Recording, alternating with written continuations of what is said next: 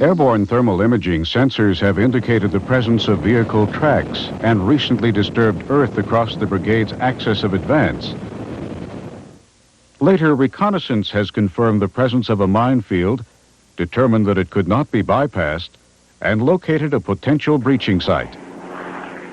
A patrol and a minefield reconnaissance party consisting of a commander and 2 men has been dispatched. They will locate routes to the minefield, enemy positions covering it, and provide details on any other obstacles involved in the barrier. On arrival at the suspected edge of the minefield, the commander fixes his position on the ground and establishes the bearing he will take through the minefield. Equipped with plotters, pins, fish line, markers, cutters, and a detector, they will be able to determine the forward edge, any lanes through, and details on the makeup of the minefield. The recce proceeds with the number 1, securing the marking line and moving forward, searching a path of little more than a half a meter in width, neutralizing anti-personnel and marking any anti-tank mines that are located. The commander follows behind, keeping direction and securing the line. He examines all reported mines and records their position by tying loops in the fish line. The number 2 follows 5 meters behind, using a detector to find any deeply buried metallic mines or others which the number 1 may have missed.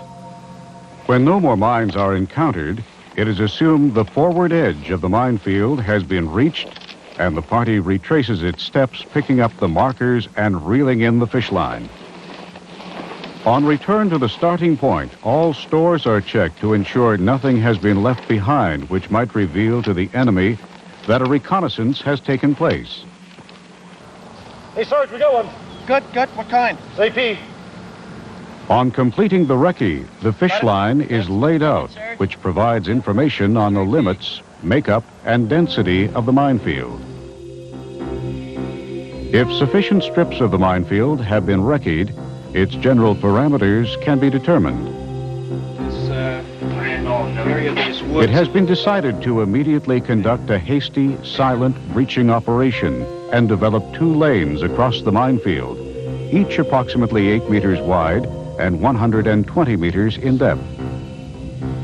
Breaching groups comprising an engineer field troop have been assigned to one of the lanes, and an infantry team comprising assault pioneers and other infantry personnel has been tasked to the other lane. Task: provide engineer charge. The planning time for the hand clearance of a vehicle lane is 4 hours by day and from 5 to 6 hours at night, Command working lane under 1. favorable conditions. Guide giant viper. The breaching of a 1-meter foot lane at night by a section-sized team would take approximately 1 hour. No change. The breaching groups are organized into a setting out party, 4 breaching parties, a pulling party, reserve personnel, and a stores detachment.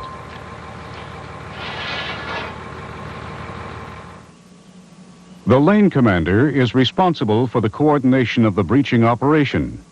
He lays out the pattern of the breaching activity, starts the various parties working, maintains safety distances, allots work-related tasks, details duties in later phases of the activity, and reports on progress. The setting out party lays out the basic lane clearance pattern for the minefield.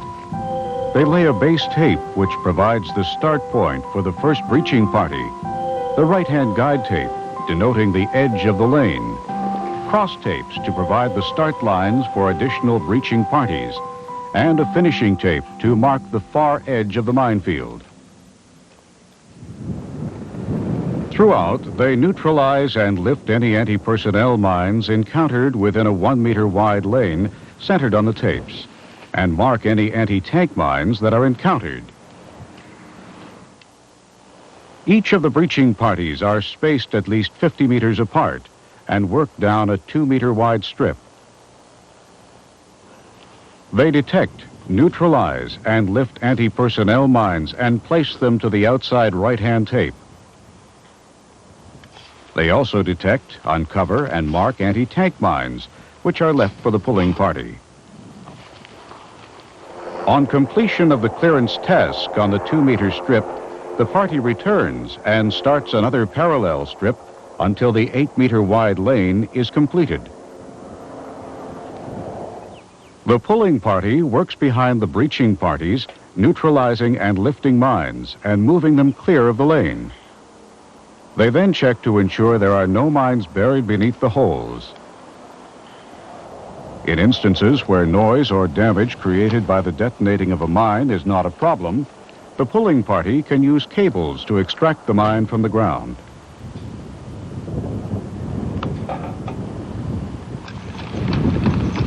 Throughout the duration of the operation, concurrent action takes place with the setting out party completing its task, the breaching and pulling parties continuing with detection and removal of mines, and the stores detachment providing any required equipment or material.